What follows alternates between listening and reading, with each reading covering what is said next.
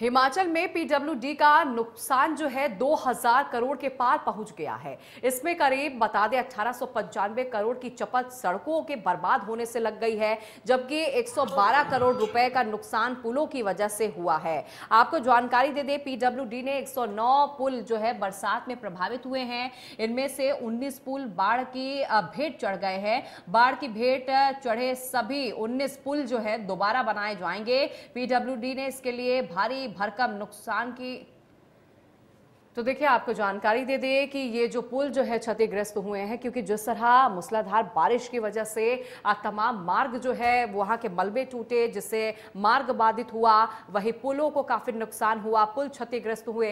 हालांकि आपको जानकारी दे दें, आंकलन किया जा रहा है, जो भी नुकसान हुआ है उसकी भरपाई प्रशासन की तरफ से की जाएगी और साथ ही साथ जिन पुलों में दरारें आई हैं, जो पूरी तरह से क्षतिग्रस्त हो गए, उन्हें फिर से मरम्मत किया जाएगा। इसके लिए प्रशासन की तरफ से पहले ही कह दिया है कि आवश्यक कदम जो है वो उठाए जाएंगे।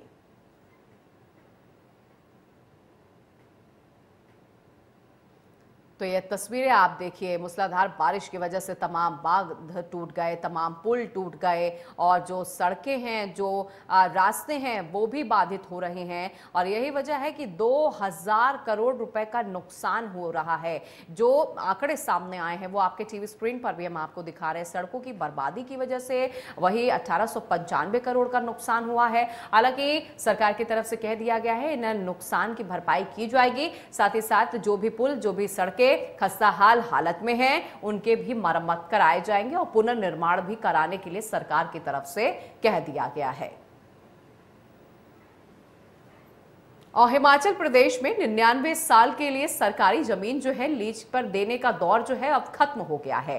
राज्य सरकार ने लीज रूल्स में 9 साल के बाद संशोधन किया है। इसकी अंतिम अधिसूचना जारी कर दी गई है। देखिए, आपको जानकारी दे दें कि इनके अनुसार अब किसी भी प्रोजेक्ट के लिए सरकार 40 साल से ज्यादा की अवधि लीज नहीं देगी। वही प्रधान सचिव राजस्व ओंकार चंद्र शर्मा ने यह अधिसूचना जारी की है। इसके अनुसार लीज रूम में रूल 7 में संशोधन किया गया है।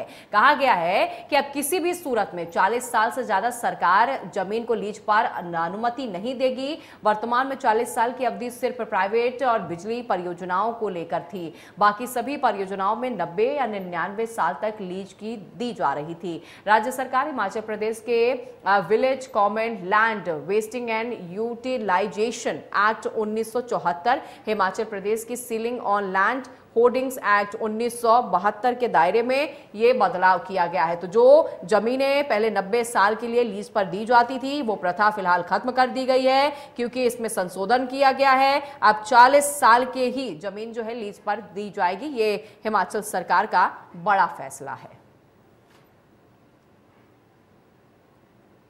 इसका कोई भी नकारात्मक असर नहीं पड़ेगा, बल्कि इसका सकारात्मक असर पड़ेगा। वो इसलिए कि 40 साल का जो समय सीमा है उसके बाद आप अपनी लीज को रिन्यू कर सकते हैं। यानी कि जो डॉक्यूमेंट आपने 40 साल बनाए, उसके बाद उसको 40 साल में अगर आप दोबारा सरकार के साथ दोबारा उसको रिन्यू करते हैं, डील करते हैं, तो कहीं ना कहीं जो लेने वाली पार्टी है उसको भी ये चिंता रहेगी कि इसको 40 साल में रिन्यू करवाना है। ये एक जरूरी फॉर्मेलिटी है।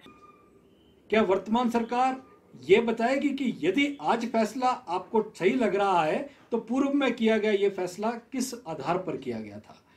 जबकि 25 साल तक ही लीज अवधि नगर निगम के क्षेत्र में जो थी वो मान्य थी, किंतु अपने ही निर्णय को पुनः बदलना कांग्रेस सरकार द्वारा ही पूर्व में 99 साल अवधि को तय किया गया और कांग्रेस की वर्तमान सरकार उसे घटाकर 40 वर्ष कर रही है।